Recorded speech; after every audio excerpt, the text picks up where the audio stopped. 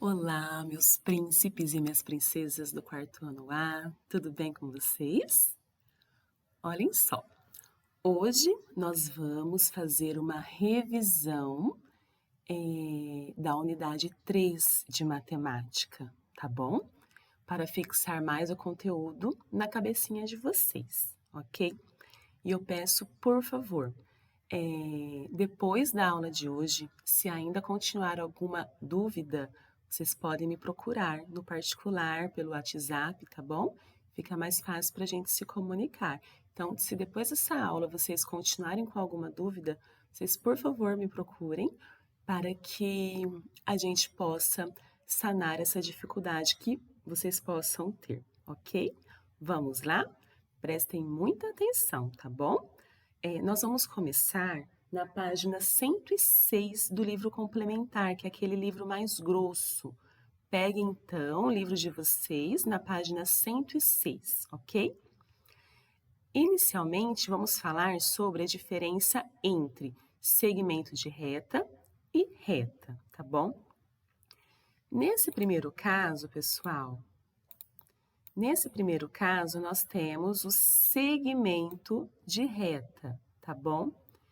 Que é quando uma reta ela é unida a dois pontos. Só um minuto. Então, segmento de reta, né? É uma reta unida a dois pontos em suas extremidades, ou seja, um segmento de reta, ele tem um início e tem um final, tá? É só a gente observar que a gente, né, pode concluir isso, ok? Já a reta, ela é infinita, tá bom? Olhem só, essa daqui é a representação de uma reta, ok? Ela não tem início e não tem final porque ela é infinita. Ela é infinita em suas extremidades. A gente utiliza pontos, né, no meio da reta, durante a reta, mas nunca em suas extremidades, porque a reta é infinita. Então, a diferença entre o segmento de reta para a reta é que o segmento de reta tem um início e tem um final. E a reta, ela não tem um início e nem tem um final porque ela é infinita. A gente também pode observar, né, pelo desenho, ok? O pontinho da reta não está em sua extremidade.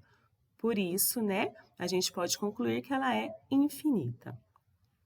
Estudamos também entre a diferença entre ângulos retos e não retos, né? Então, o ângulo reto, ele recebe esse símbolo aqui, tá bom? Com um pontinho no meio. Então, a gente tem como referência o ângulo reto, ele também é chamado de ângulo de 90 graus. Quando o ângulo ele é menor do que o ângulo reto, por exemplo, se ele vem aqui, olha... Ixi, tá torto. Deixa eu apagar, peraí.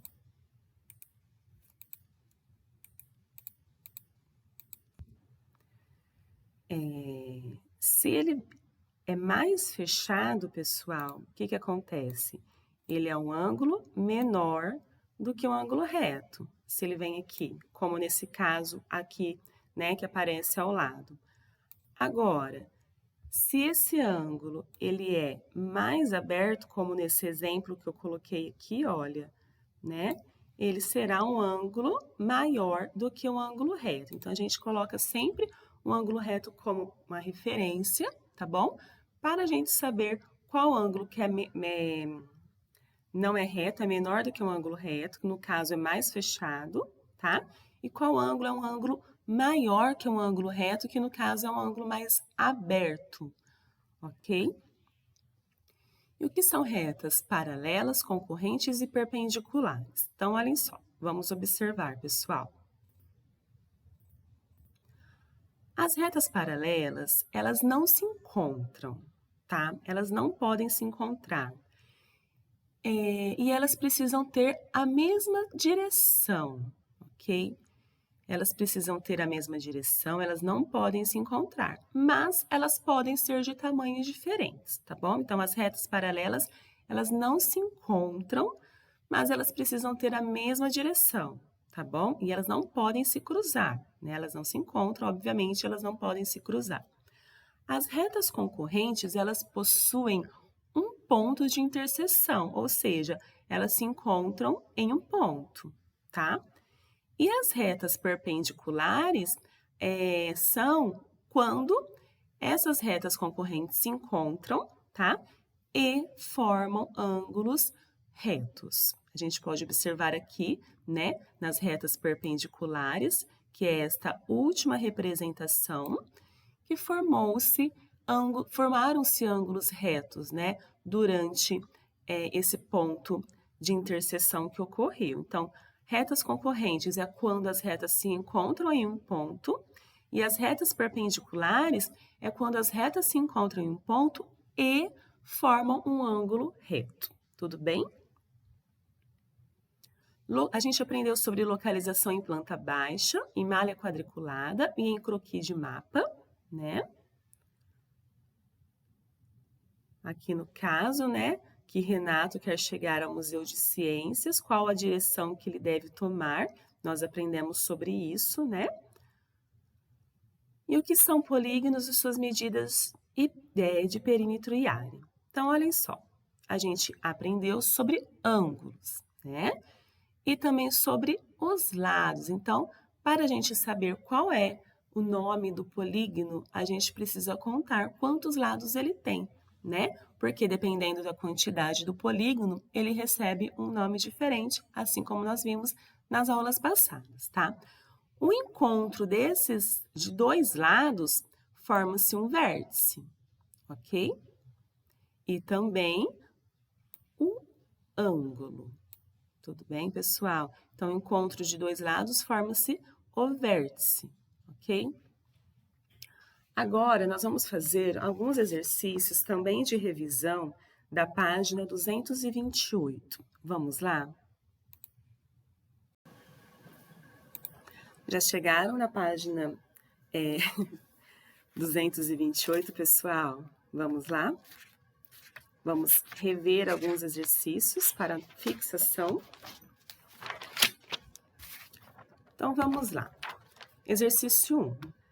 Na palavra Brasília, há 5 letras simétricas. Descubra quais são e trace nelas o eixo de simetria. O que vocês acham, pessoal? Na letra B, tem algum eixo de simetria? Né? Ou seja, relembrando que a simetria é quando, a partir de um eixo de simetria, as figuras elas refletem uma a outra, como se elas refletissem. Ou a gente pode imaginar também, se a gente dobrar, né, a imagem a partir do eixo da simetria, que as figuras elas vão se encaixar direitinho. Na letra B, isso ocorre? Ocorre, né? Ocorre aqui na horizontal, ok? Façam com a régua para ficar direitinho. Então, ocorre na horizontal, certo? Porque aí uma imagem será o reflexo da outra. A letra R acontece? A letra R não acontece, né? Só de olhar a gente pode observar que ela não tem os lados iguais. E a letra A? A letra A, sim, né? A gente vai passar uma reta como eixo de simetria na vertical. Então, um lado será o reflexo do outro, ok? Se eu fechar essa letrinha no eixo de simetria, as partes irão se encaixar direitinho. E a letra S? A letra S, olha só, se a gente fechar na horizontal, não vai se coincidir. Essa parte aqui de baixo vai ficar bem aqui, não vai se coincidir. E na vertical também não vai dar certo, né? Então, a letra I não. A letra S não, desculpa. A letra I sim, né? A letra I sim. A gente pode traçar a letra I tanto na vertical quanto na horizontal, ok? A letra L, pessoal, não tem jeito, né? Nem na horizontal, porque um lado não será o reflexo do outro, e nem na vertical. A letra I apareceu novamente, a gente consegue traçar o eixo de simetria na letra I, tanto na vertical, né? quanto na horizontal. E a letra A que nós já fizemos, né? A gente também consegue traçando o eixo de simetria na vertical, ok? Exercício 2. Observe a imagem no Museu de Arte de São Paulo, que é o MASP, e a ilustração que foi feita representando o prédio desse museu. Então, aqui a gente tem a ilustração. Deixa eu diminuir um pouquinho a imagem, né?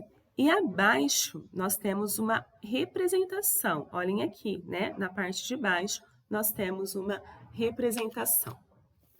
Vamos para a página 229. Agora complete a frase a seguir. O Museu de Arte, vou aumentar. O Museu de Arte de São Paulo foi representado na ilustração com quantos segmentos de reta na direção horizontal, né? Então, a direção horizontal, pessoal, é a direção, né, do horizonte, é a linha deitada. Então, quantas representações na horizontal de segmentos de reta nós temos? Vamos contar? Vamos lá? Então, olha só, a gente tem aqui, ó, 1, 2, 3, 4, que é essa parte, 5, que é essa parte. A gente não pode esquecer dessas partes menores também, ó. 6, que é essa daqui, e 7, que é essa daqui, ok? Então, o Museu de Arte de São Paulo foi representado na ilustração com 7 segmentos de reta na direção horizontal e na direção vertical, né? Na segmento de reta em pé. Quantos são? Vamos contar? Então, aqui a gente tem, ó, 1, 2, 3, 4, 5, 6, 7, 8, 9, 10, 11, 12, 13, 14, 15, tá? Então, aqui a gente tem 15 segmentos de reta na direção vertical. Nossa, peraí, deixa eu apagar aqui. 15 segmentos de reta na direção vertical. 3. Considere os ângulos internos das imagens abaixo e siga as instruções. Circule de laranja os ângulos retos. Então, vocês vão precisar, né, dos lápis laranja, roxo e verde. Peguem o laranja. Eu não tenho laranja, tá bom? Então, eu vou fazer de amarelo.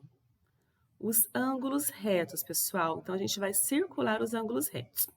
Lembrando, né, como referência, a gente utiliza sempre um ângulo reto para saber qual ângulo que é maior que o reto e qual ângulo que é menor do que o reto.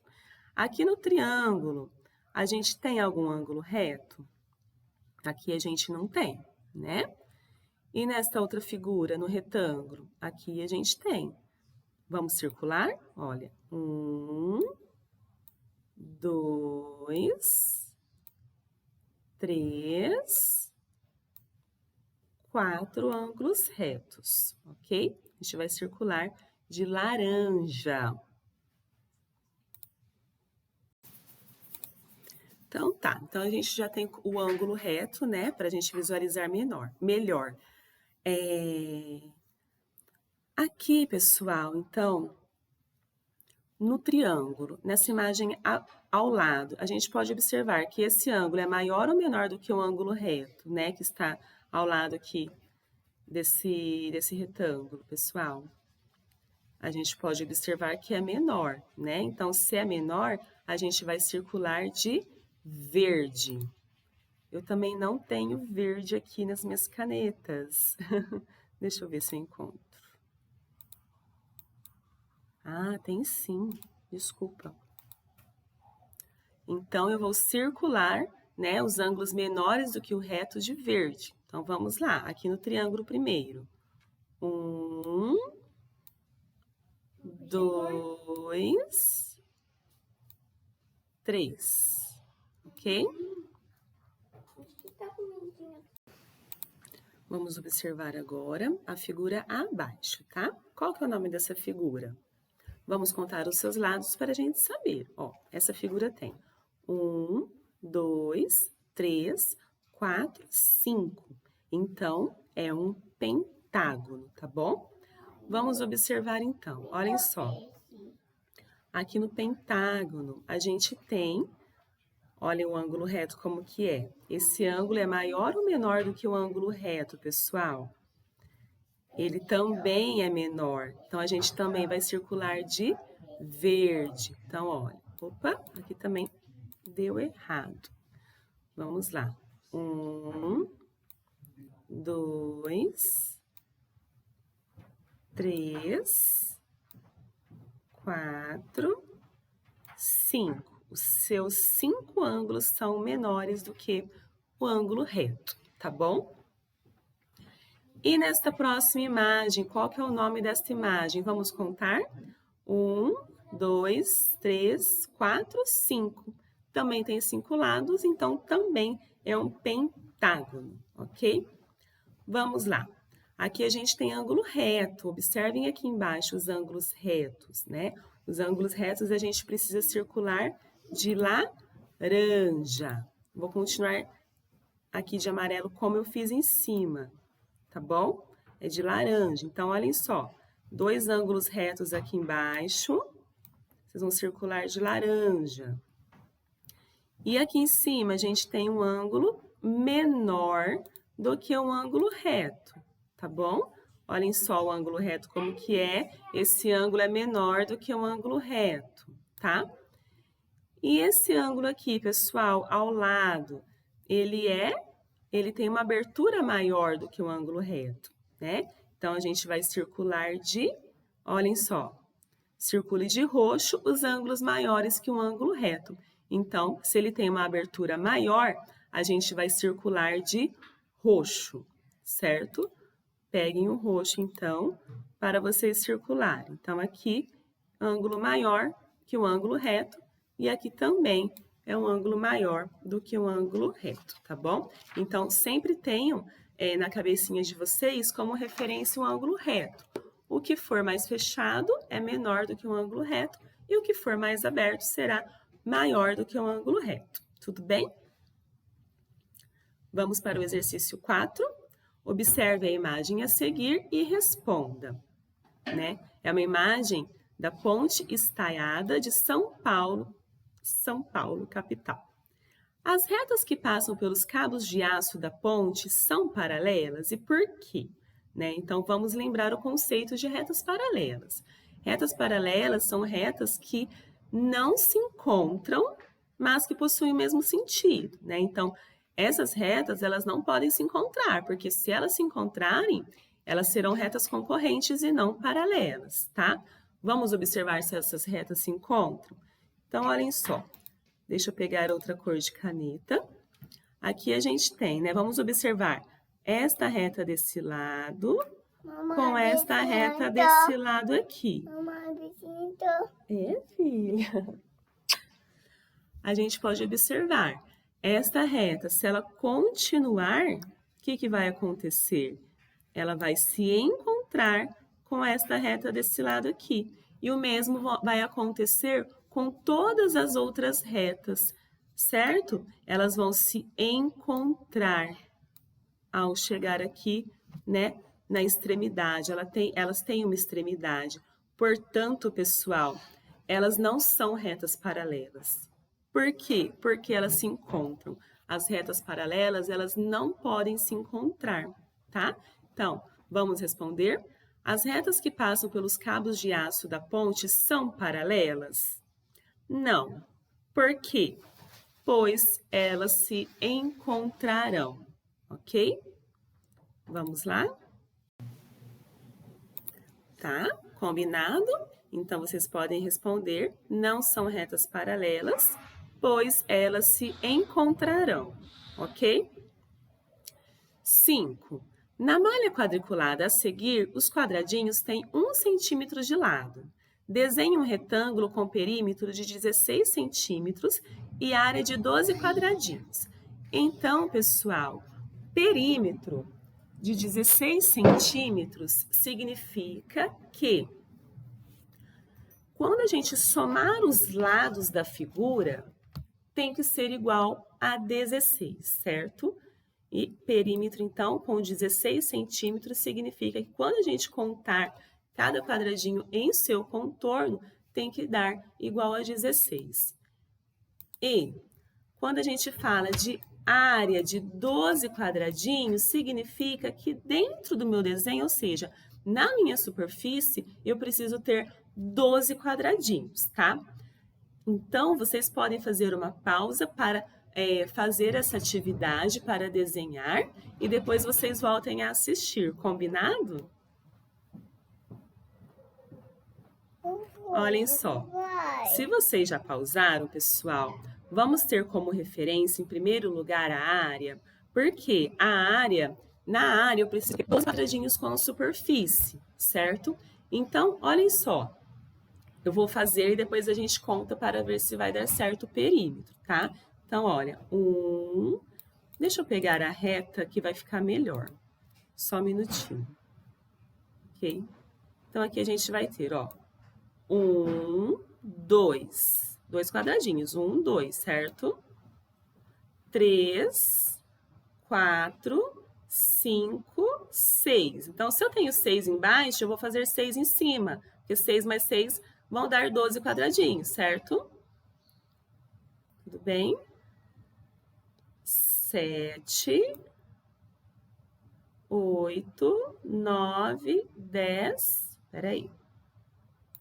1, 2, 3, 4, 5, 6, 7, 8, 9, 10. Faltam mais 2. 11, 12, certo? Aqui, então, eu tenho 12 quadradinhos de área. Tudo bem? Olhem só. A gente vai contar novamente. Eu só estou fechando para a gente ter uma ideia melhor. Então, ó, 1, 2, 3, 4, 5, 6, 7, 8, 9, 10, 11, 12. Pronto.